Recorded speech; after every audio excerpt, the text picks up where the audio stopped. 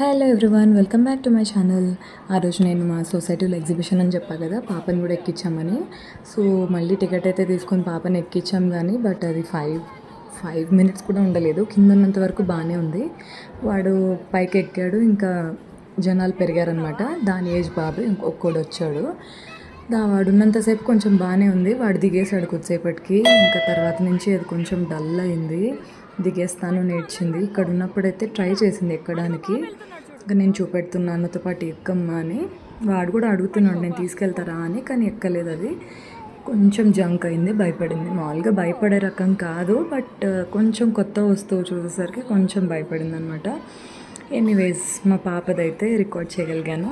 ఆ 2-3 మినిట్స్ ఉన్న దాంట్లోనే నేను రికార్డ్ చేయగలిగాను అనమాట. అది కింద పడిపోతూ ఉంది మాటికి. సో అది కొంచెం భయపడింది అందుకని.